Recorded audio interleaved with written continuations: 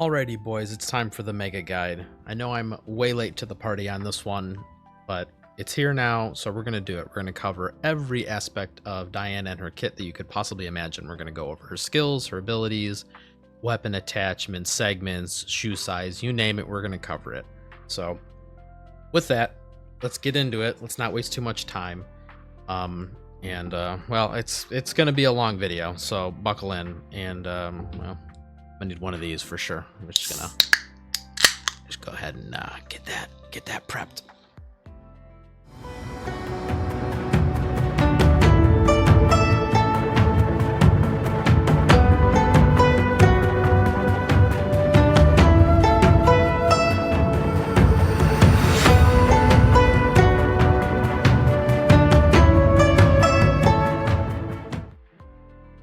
Okay, so let's start by going over some of the base stats around the character that are different than most other characters. So if we pull up her attributes here, her attack, defense, and health, that's nothing important to go over, but her crit rate is something worth pointing out, is higher than normal. So most units have 20% crit rate. She has 30% crit rate. This is helpful because when you go to build her and gear her out, thanks to the higher base crit rate and her tuning stacks, she'll be quickly approaching 100% crit rate on a lot of her attacks. So this is a nice little bonus to keep in mind, and it will help alleviate a lot of gearing problems. The other stat worth looking at is mobility. This one's 9.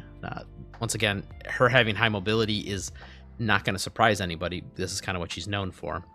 But it says 9 here, but thanks to her passive, after she attacks, she's going to get another 6 tiles of movement. So she's actually got 15 tiles of mobility here total. So keep that in mind. Those are the two stats that jump out as different than usual. And in addition to that, if we look at her skills here, you can see the little icons in the top left. 2 of her skills are considered medium ammo damage, and 2 of them are light. This one here shows light, but the passive also does light. So if we look at here, this one's medium ammo. Absolute tuning is light ammo. The alt is medium ammo. And then when we come to the passive, we're back to light ammo damage from her interception. So she has a split damage profile as far as damage type, which won't come up too often, but there are certain situations where this is helpful because you can have like an enemy behind cover. And if you can match the stability weakness or the phase weakness with either the light or medium ammo, you might be able to collapse their stability and get bonus damage. So that's nice to know, and it's nice to point out that she has that. So, but now let's talk about what the skills actually do.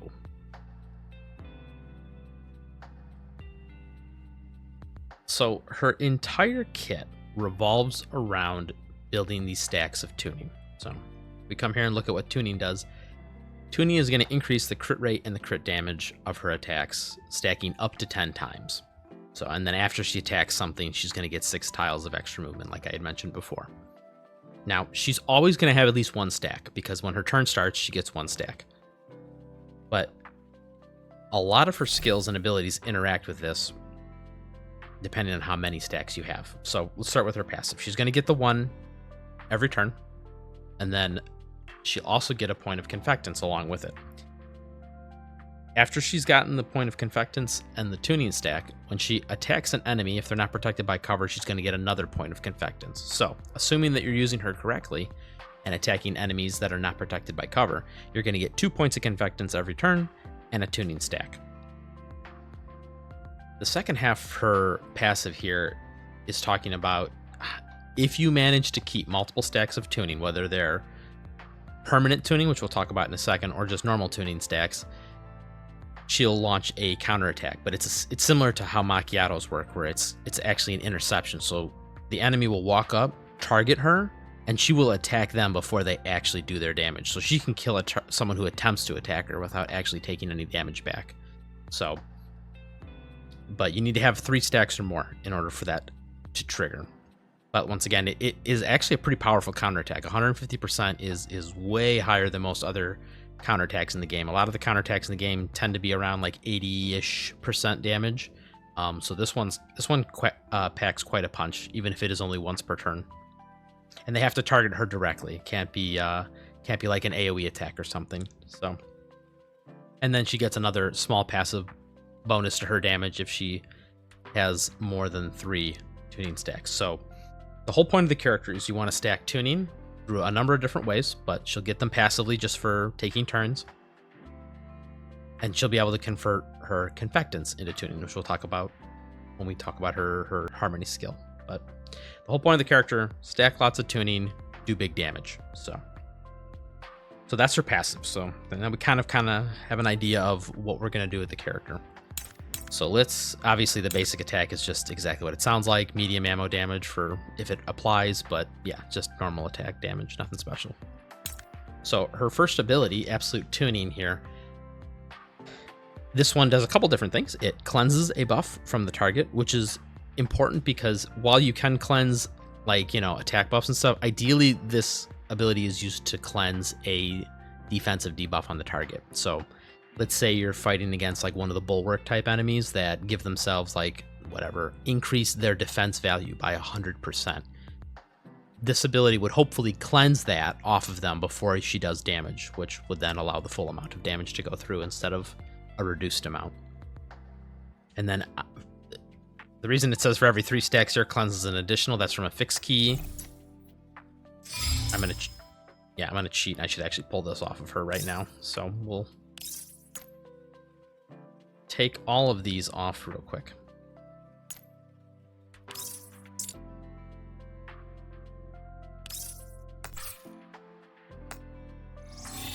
It's kind of a small annoyance on the side of the game that it shows you those, but so it'll cleanse a debuff from them.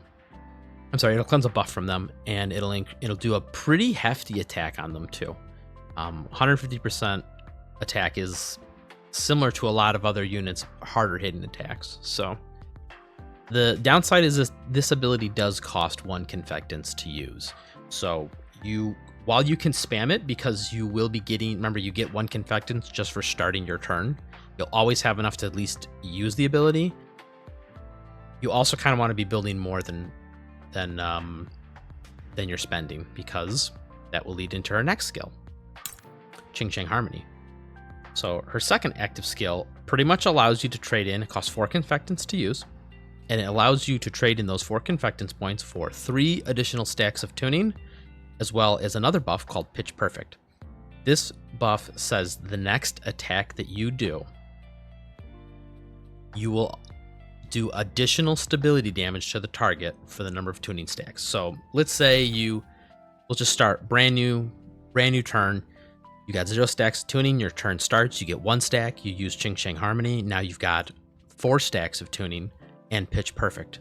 Now essentially what's going to happen is when you attack the target, you're going to do an additional 4 stability damage because you have 4 stacks of tuning. In addition to this, she gets an instance of extra command. This is just like how Mosin works, right? The point of this is that when you use this buff, you still get to attack afterwards. So you can't move though, so keep that in mind.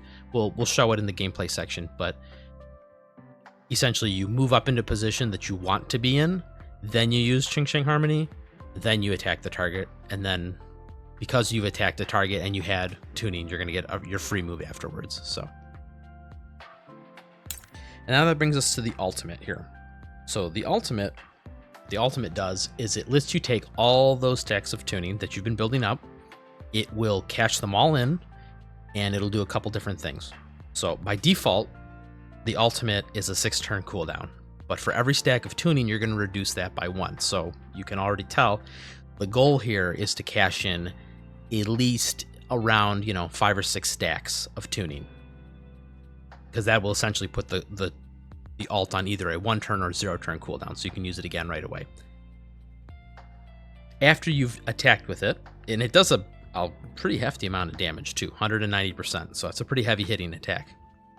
So after you've attacked with it, it gets rid of all your tuning stacks, reduces the cooldown of the alt based on how many you got rid of, and then it refunds you 1 tuning stack permanently. And so these are tuning stacks which are separate than normal.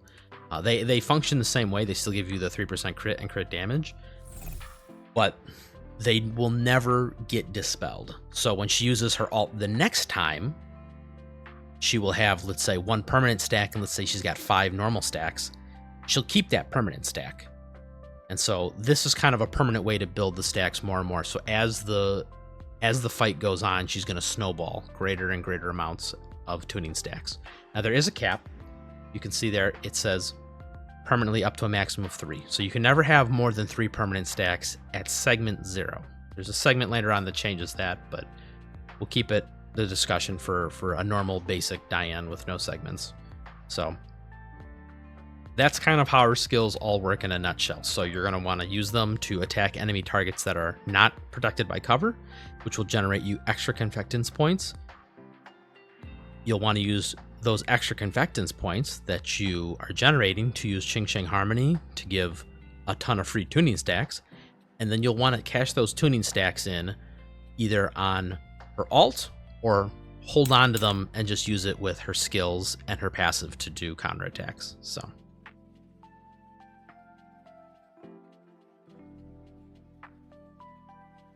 So now that we kind of have a good idea of what her skills do and how they all work together, let's go ahead and talk about her fixed keys. Her fixed keys, for the most part, don't change how she plays too much. The 3 generic ones that you're probably going to use almost all the time is their Unfulfilled Dreams, Serene Serenade, and Echoing Melody. And we'll talk about them all real quick. So Unfulfilled Dreams is pretty self-explanatory. 3 convectance points. This means you're going to start the map out with 6 convectance, which will immediately let you use her Harmony skill to jumpstart her tuning generation, right? Because she'll be able to use the Harmony, get 3 more stacks. And then you'll also have 2 convectance left over, so it'll kind of carry on from there. So that's always just a generic good key to have.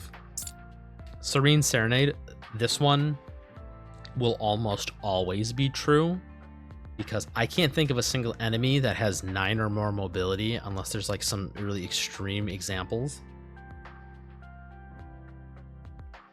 They have to have 9 or more mobility for her. So essentially this key is just every time you attack, you're getting a free stack of tuning. So, and remember, if you're attacking an enemy that's not protected by cover, you're also getting a bonus convectance point. So with this key installed, if you run around flank somebody, for that turn total, you're going to get two convectance points and 2 stacks of tuning, right? From her passive and from this key. So, and finally, her third one is when she has tuning, which, as we discussed earlier, is always, because she gets 1 at the beginning of her turn. She gets an extra tile of mobility. So that 9 becomes a 10, and then she gets the 6 additional after she attacks. So then she becomes Sonic the Hedgehog, and she's zooming around the map even more. So this one can be dropped because sometimes you actually don't need that much mobility. It's a little crazy. So the other 3 keys that you don't use too often, but they are good in niche situations, are Lasting Legacy. So this one says after you use the Harmony skill, if you get a kill, you're going to get 20% HP and 2% stability. That is not, I'm sorry, 2 points of stability. That is not terrible if she's going to be running off and doing her own thing in like the corner of the map and she has to split away from the team. But to be honest, most of the good supports in the game right now, the premium one is Sumi, right, for protecting characters, and then even Kolfane has her skill, second after skill, I forgot what it's called, Battlefield Glow, I want to say. Even that skill will heal somebody on the other side of the map if they're the lowest target. So a lot of the units that are good supports for healing and defense are global, like they can affect her globally. So this is not necessarily needed, but it's nice to have. If there's a specific map where she kind of has to go off and do her own thing, you know, this is a good key to use because it's relatively easy to actually kill a target. Because the idea is you'd be killing small targets, right? You wouldn't go to the corner of the map all by yourself and fight a boss. That would be a bad idea. So it has uses. The next key, Broken or Squad Broken. This one is good for a couple specific things. The one that comes to mind immediately is the Gunsmoke Frontline boss. It tends to put like 3 stacks of a buff on itself that you want to get rid of so you can do more damage to it, a defensive buff. With this key installed, you're probably always going to be cleansing 2 to 3 buffs from the target. The absolute tuning skill itself cleanses 1, and then you'll have at least 3 stacks of tuning because you will have probably just used Harmony. So you'll cleanse another one, and then finally sometimes you'll have as many later on after you've accumulated a couple permanent stacks. You'll probably have 6. So it's easy to cleanse at least 3 buffs from the target. Ideally, once again, you want to be cleansing defensive buffs because, you know, she's meant to do damage. But sometimes there are bosses or enemies that have very scary offensive buffs. So it's not a bad idea to cleanse those either. But you won't use it all the time because a lot of the enemies in the game don't have anything really worth cleansing. And if it is, it's only 1 buff, which is Absolute Tuning can take care of by itself. It doesn't need multiple cleanses. So finally, the last key, Hazewalker's Melody. This one is okay. It's a little deceiving how it's written. So it says each point of additional mobility before the attack. This doesn't mean... There's 3 different ways you could interpret this. One, it's how much extra movement you had when you ended your turn, right? Like, let's say you have 9 mobility, but you only moved up 2 tiles, right? You'd think, oh, that means I have 7 extra. That's not what it's referring to. It's referring to specifically on the in-game stats sheet, which maybe I can show in the video here, how many tiles of movement above 9 she's got from bonus. So from buffs and from other abilities, such as like the fixed key, this one, Echoing Melody, which increases your mobility by 1. So for example, this key would give you 1 additional mobility, which would allow Hazewalker's Melody to give you 10% extra crit. If you had a mobility buff from somebody else, then it would be 20% extra crit. So, but it doesn't mean how many you haven't spent at the end of the turn, or the other interpretation of this is, you know, how much more mobility you have than your target. Right, those unfortunately are not the things that it looks for. So this is not terrible because you could get, like I said, another 10% crit on the character, or 10 or 20%, depending on how many you can stack. You can easily approach 100% crit rate, but to be honest, I don't feel like using an entire fixed key unless there's like a very specific scenario, like I said, a boss fight that like it's essentially just a damage race. Like the Gunsmoke Frontline boss, for example.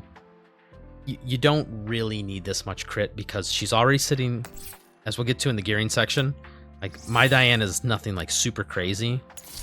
And she sits at what, 75-ish% crit rate. And once you start taking, for example, 5 stacks of tuning, okay, you're at 90% crit rate. Like, do you really need the absolute 100? Probably not. So those are her 3 fixed keys. Her common keys that are worth talking about, her actual one is pretty good. This key, for example, would also affect the one I had just mentioned, Hazewalker's Melody. This gives you a movement up buff, so this would be another 10%. But this key is fine to use because, once again, it's got a good stat, crit rate. But it's really hard to talk about common keys because you probably will never have enough of them, so you're always just going to use whatever the best ones you got are. So hers is good for herself, obviously. Other good ones for her include Tololos here. When your confected index is below max, you'll get 7% damage. Well, it's really easy to be below max confectants with her because you can just dump it for her harmony skill to immediately get a big boost, and you'll probably never be at 6 total. Another good key to use for her, which I don't have unlocked, we have to scroll down here. Oops, wrong one. Sharkery's key. If you have more than 1 buff, you're going to get 7% more damage. Well, she's always going to have tuning, so right there you've met the qualifications. So this key is essentially a free 7% damage buff and 3% crit rate. The issue is, once again, it's really hard to justify leveling a character, spending all the resources to get their Neurohelix maxed out just to get a key for a different character. So that's the caveat. There's another one that I'm having a mind blank off the top of my head. We covered Tololos, we covered Sharkeries, and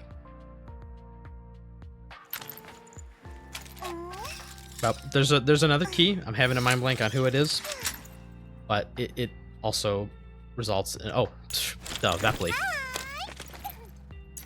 Vepli's key, which I have not unlocked yet, so we have to go to here. Once again, if you have more mobility than the target, which once again with your base mobility of 9, you're probably always going to have more mobility than the target, this is another 7%.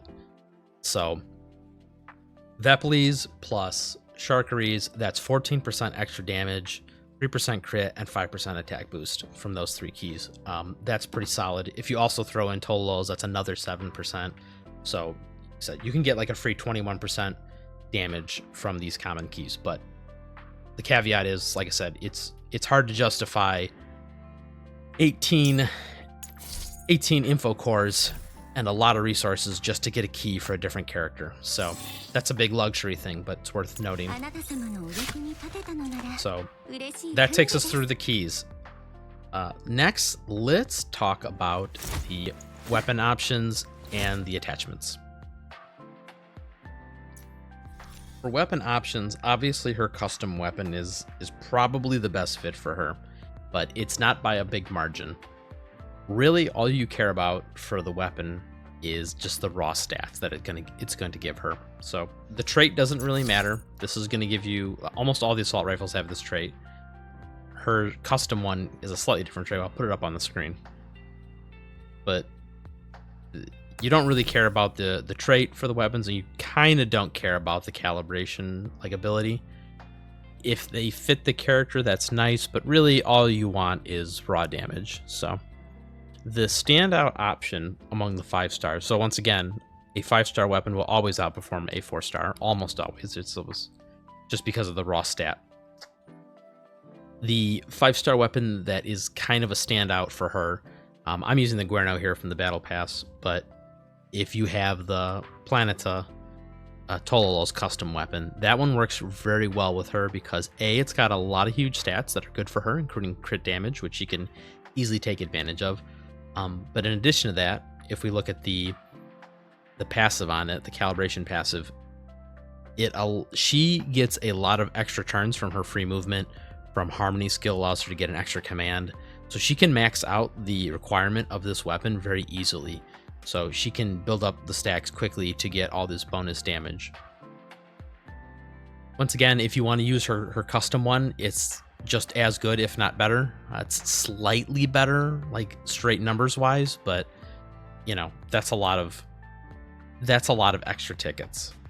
You could probably just use the Planeta that you get from either accidentally on the standard banner or through the exchange shop, and you could have a very similar performing weapon. So if you don't have either of those, any of the other 5 stars, like I said, Golden Melody or Guerno are fine.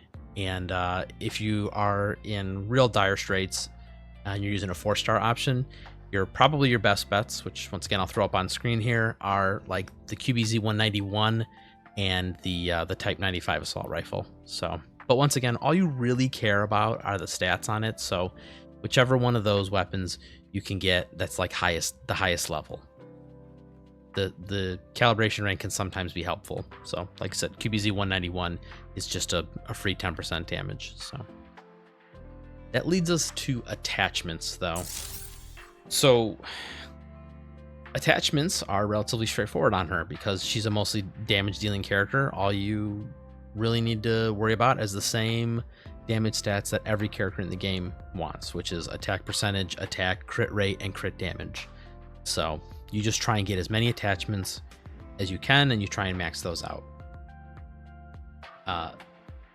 As far as what set you're going to use, this one is straightforward again.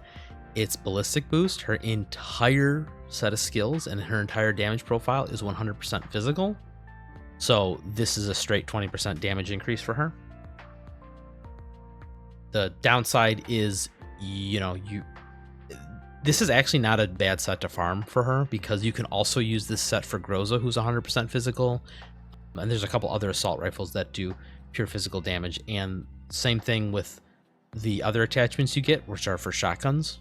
Vepli's 100% physical, so you could use the ballistic boost shotgun attachments for Vepli. So it's not the end of the world, but a lot of you probably will have pieces left over from Phase Strike, which is a good set to use as well. Just keep in mind that Daiyan doesn't actually apply any phase weaknesses, so she'll never be able to take advantage of it by herself. So she's going to need a teammate to help her out. And the other thing to keep in mind is because of Daiyan's playstyle, she tends to flank enemies off in the corner of the map or like be on the extreme edges of the battlefield.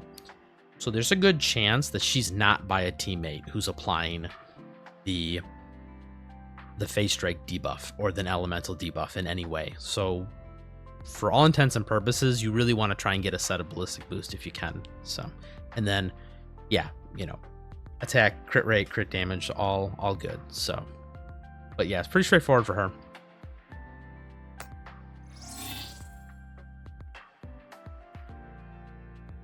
One last thing worth mentioning about gearing the character.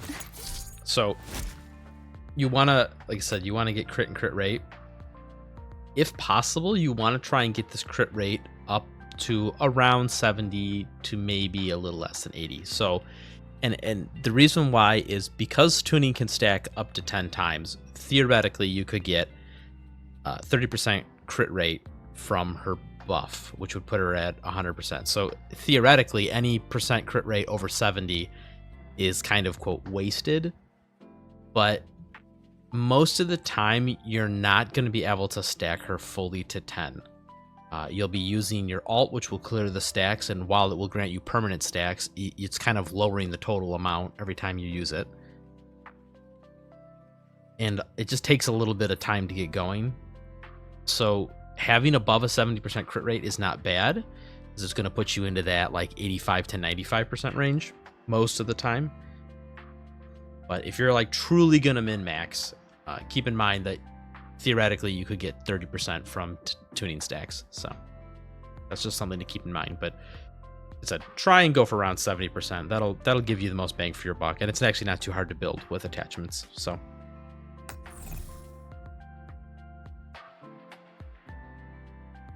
all right, next we're gonna go over her segments under her fortification tabs. I really wish you would stop flapping your fan when I'm talking, Daiyan. It's really annoying. You did that just to piss me off. Anyway, going on to segments here. A lot of the segments, as usual, don't really change the way she plays. She has two that actually do kind of affect her gameplay, but most of them are just damage. So we'll just go over them. I don't have these and I can't show you them in game, so apologies for that. But we're just have to talk our way through them. So the first segment here, absolute tuning, brings it to level 2 here. It's gonna give you a stack of tuning if you're attacking a target that doesn't have a buff that can be cleansed. This is situational. It will have happened most of the time because, like I had mentioned earlier, most enemies don't have anything worth cleansing. So this will almost always give you an extra stack of tuning, but it requires you to use her skill, absolute tuning. So, you know, when you use the alt, for example, this is not going to come into play, which is kind of sad for a segment. So, but segment 2 is where things start to get interesting. So segment 2 makes it so that her harmony skill is going to give you an additional 3. That means 6 total.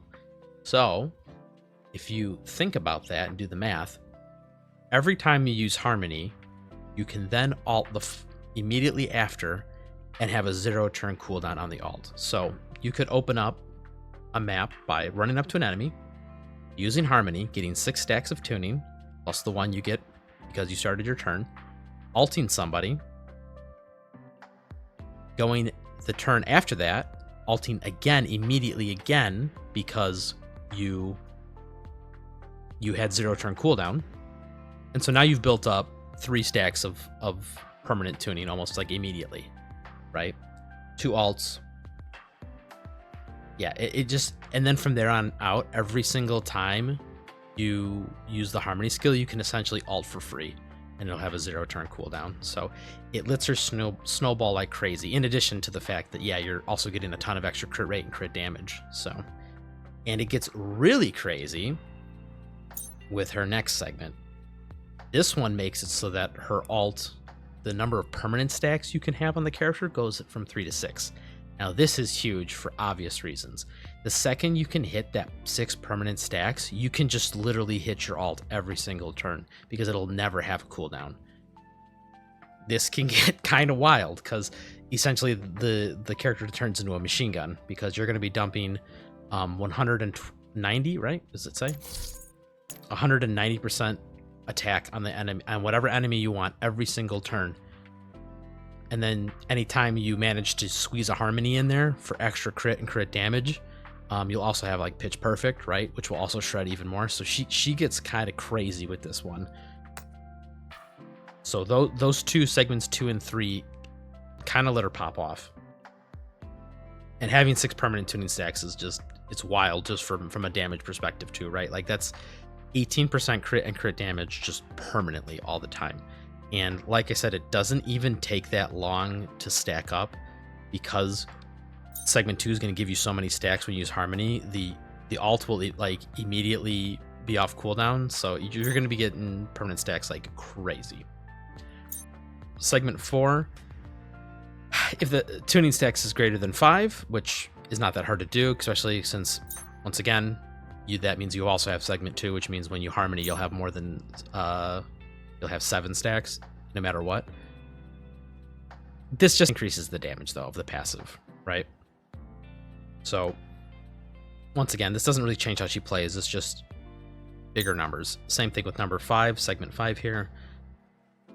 It allows her to ignore some of the cover when attacking an enemy that's exposed. So this means that their stability broken, but they're behind a piece of cover.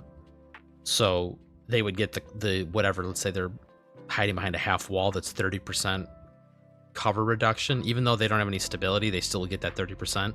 This is just going to reduce that a little bit. So once again, just bigger numbers, doesn't really change how she plays. And to be honest, this one's not even that great because you probably want to be hitting enemies that are not protected by cover at all because you want more confectants. So that one's kind of a filler. And then her last segment, for every one enemy that dies in the field, gain one stack of tuning permanently. Well, I think you can kind of see how quickly this can add up, right? A lot of bosses, even like single target bosses, summon ads. So they summon like 2 or 3 ads and she like, your team kills them. She doesn't even kill them. And she's like at her permanent 6 stacks of tuning, and then she just continues to ult for the rest of the entire fight. So her segments get wild. Lets her really pop off. So if you really like this character and you're thinking about like getting more segments of her in the future, or you're gonna wail because you want to simp for the character, I totally understand why. And it's cool too because there's a lot of, like I said, big powerful numbers advantages here. I won't lie to you and say this is going to make her the end all be all if you get all her segments, but I find it very difficult to see this character ever getting replaced just because of all the versatility that she has, the crazy amounts of movement and like niche things that she can do, and the very solid damage output she can put on single targets. So if you really like the character and you want to invest in these segments over time, or through financial means, I totally get it. They're not bad. So, but 2 and 3 are the standouts. So 3, I would say if you're not super crazy, 3 would be a good stopping point. So maybe on the rerun you can save up a little bit and go for segment 3. So I did not get a commission, by the way, for those segments. So take everything I said with a grain of salt. I swear to God, if you flap that fan one more time when I'm talking.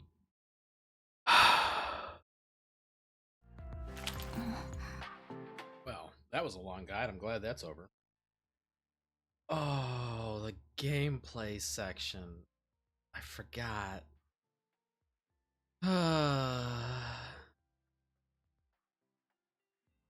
Hello, darkness, my old friend.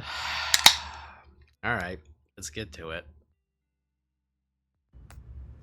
So for the gameplay section, we're going to go over a couple different maps. We'll do one just kind of like normal generic map and to show what she excels at, and then we'll do one like boss fight.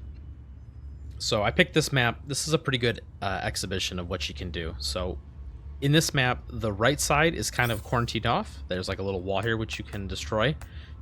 But other than that, you have to kind of hit the switch over here to deactivate all these sentry guns, and then push up with the main group and evacuate out of here. So what we're going to do is we're going to have her kind of lock down this right side, hit the button, kill these guys, and get all the way back around before the rest of the team is even ready to evacuate. So let's go ahead and start the map. So this is really just going to show you how the ability for her to move so far and so often, and in different like chunks of movement is going to be very handy. So when you're using her, there's a couple different ways you can approach it. You can take either an offensive posture or a defensive posture. In this case, we're going to want to take an offensive posture. So we're going to use her to run up on enemies, get behind them, flank them, and then also kind of set ourselves up for future attacks. So we're going to start, we want to hit this switch. So we're going to come all the way over here. So usually when you start a match, you use Ching Chang Harmony right away. This gets you up to 4 stacks, 1 because you took a turn, and 3 more because you used the ability. And then that lets you either use Absolute Tuning or Resonance.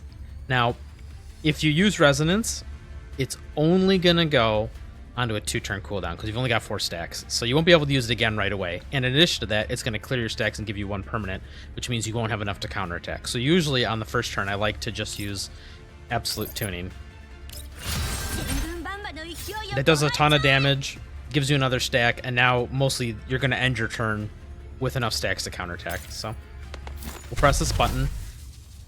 And then this is the decision you would normally have to make. Do you want to then use your extra movement to get into a defensive or an offensive position? We're going to go right here for a defensive position, because then next turn we're going to run up through here. We're going to come around the side, and we're going to meet up with the rest of the team. So what's going to happen is this guy's probably going to try and come around here, and this guy's probably going to try and come around here. Since she has enough stacks to counterattack, she's probably going to kill them before they do any damage. So we're in a relatively safe position.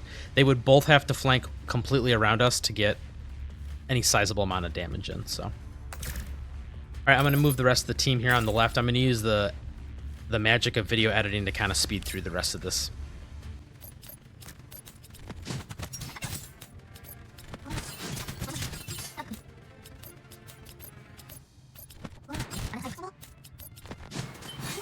So now the enemies are going to take their turn.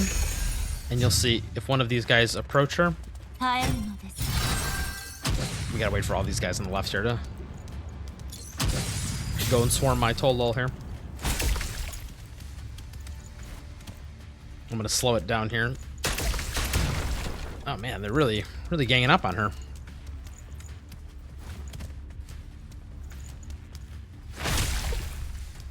But see, this enemy, he's going to try and come around to get a flanking shot, but he's actually going to get attacked first, and he's going to get killed.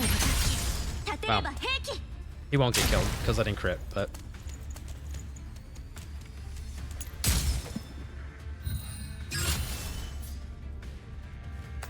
But he pretty much is about to die now. So, at this point, the job on this side of the map has been finished. You press the button, and if you had a way to destroy these, you could, but... What we're going to do is we're just going to continue on with our plan. We're going to shoot this guy, and then we're going to take our extra movement to start coming back around to meet up with the rest of the team. At this point, she's like pretty much served her purpose on the map. If she can assist, that's great. If not, it's not a big deal. And we're probably going to fast forward through the rest of this turn again with movie magic.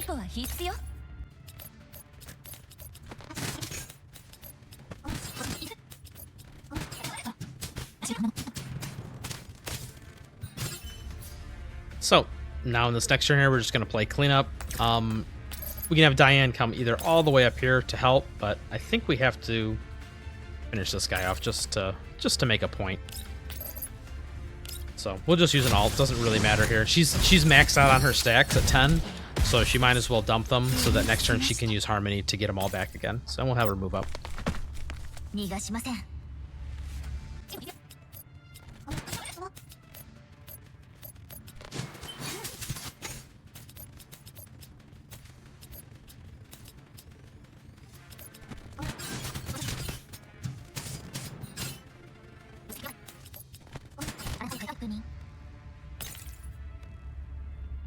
And we'll finish the match with everyone evacuating here.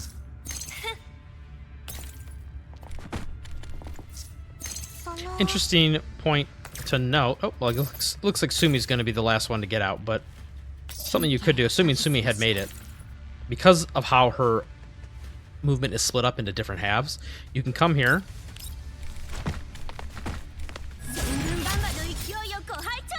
do an attack of some kind, finish an enemy, whatever, and then move afterwards and evacuate.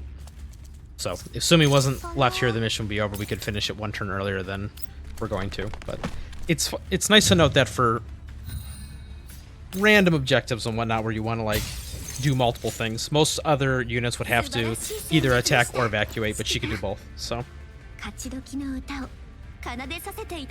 alrighty, that takes us through the gameplay example for normal enemies. Let's go ahead and head on over to a boss fight. Okay, this is the map we're going to use to kind of demonstrate a boss fight. And this is a good one because it shows a couple different aspects of what Daiyan can do versus bosses. Let's go ahead and get started here. This boss, you do not want to keep these ads alive because the ads will get a buff from the boss and then do lots of bad things if you let them just roam around and attack things. So you're going to really want to focus on clearing them out and then focusing damage on the boss. So we're going to go ahead and walk up here. We'll use Harmony as usual, get a bunch of stacks, kill this guy on the side, and then we're going to hide behind this big piece of cover here for line of sight purposes. I might fast forward through some of this using movie magic, but I try not to on boss fights because a lot of it comes down to positioning and where you're standing. But we'll see what we can do. Hopefully this won't take too long. So we'll have Macchiato run up here, grab some counterattacks.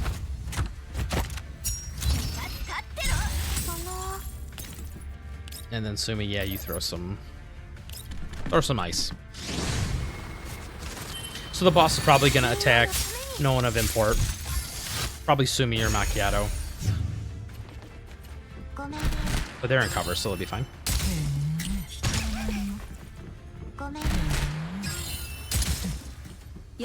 Okay, so the boss tried to target Daiyan there, which is why she kind of stepped out from the side and attacked her, which is nice because we got a free stack of permanent tuning from that. So that was pretty good. Let's see. So the boss... Okay, so the boss is going to prioritize everybody equally because of these hanging piece marks. So this is a good example of what I was saying earlier about using her abilities offensively and defensively. So we can come to here, use this tuning, kill this enemy, and then we can move all the way around here to this corner. And that's going to essentially outrange this boss completely. Because the boss has... Oops, we can click on the boss. The boss has pretty limited movement, and the chances of her coming all the way over here to attack Daiyan back is pretty low. She's probably going to target one of these other two, Macchiato or Sumi.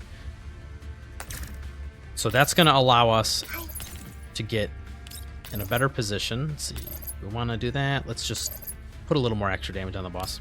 But even if the boss was to walk away from Daiyan, she'll have more than enough movement next turn to run up, get an attack off, and then get into a good position again. She's really helpful versus bosses that have positioning requirements. I'm thinking of the Bellator twins, right? They have a lot of mechanics where it's like near and far. So in this example, she could be the far target, and then next turn she could run all the way up and be the near target. So it gives you a lot of flexibility as far as positioning for bosses and whatnot. But for the meantime, we're going to continue to clean up these ads. And we're not going to crit. Big sad.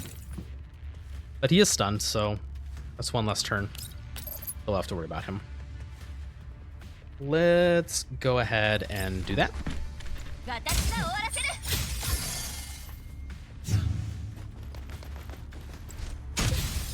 Ooh, that tickled.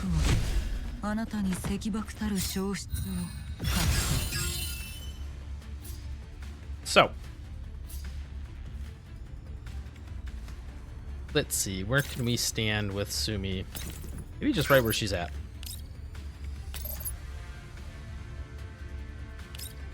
So we'll just have Sumi continue to do her thing.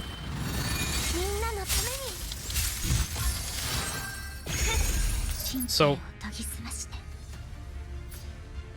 this is an interesting problem, right? Because you can't actually get around the boss to flank the boss, so we're not going to be able to get the extra tuning stacks and the extra confectants, but I don't think it's going to matter because Really what we want to do is we want to break the boss's stability so we can do a lot of damage to the boss right now. And normally we wouldn't be able to, right? This is not going to be enough. Even with Sumi's supporting attack, it won't be enough. Because we really want to do a stability break on the boss before Macchiato goes and Tololo goes.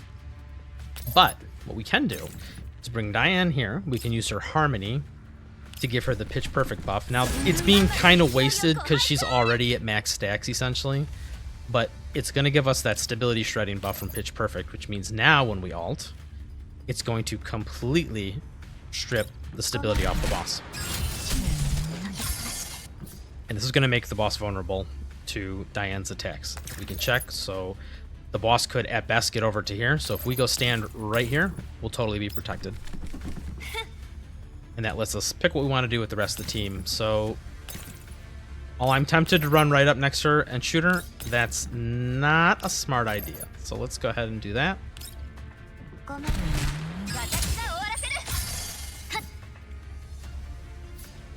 And unfortunately, we're not going to get a double turn with Tololo, much as I'd like to. See, I want to attack the boss, but I know if I leave this guy alive, I would regret it. So we'll just clear the extra ad.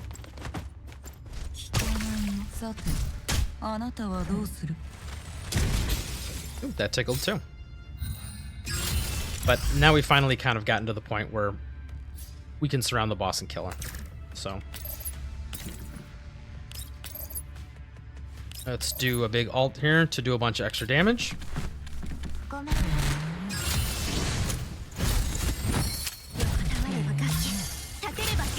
So now the boss has been stripped of all the boss's stability, and you've built up some permanent stacks of tuning. In the previous turn, you missed it there; it just went away. But now she's hitting kind of hard, so she's starting to snowball. So, but we're just gonna have the whole team just swarm the boss here, and this should probably be game over. I can't get around, but I don't think it'll matter. Yep. And then we still have Tololo to take a double turn. So that's a good example of how you can use Daiyan in a variety of different ways. You can use it to be close to the boss, far for mechanics. You can use her to strip stability and get like big bursts of damage in, because a lot of the bosses in the game have stability or damage reduction if they have stability. So it's nice for getting in big bursts of damage with other characters and setting them up. So.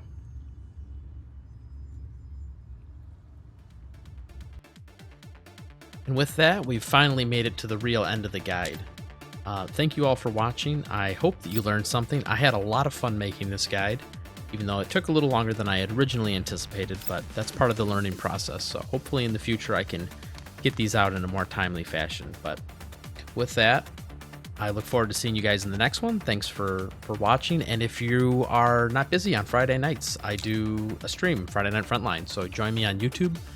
You can hop in, tell me how bad I am at the game, talk shit about my favorite characters, all the good stuff. So feel free to stop by and do that. And if not, I will catch you guys in the next one.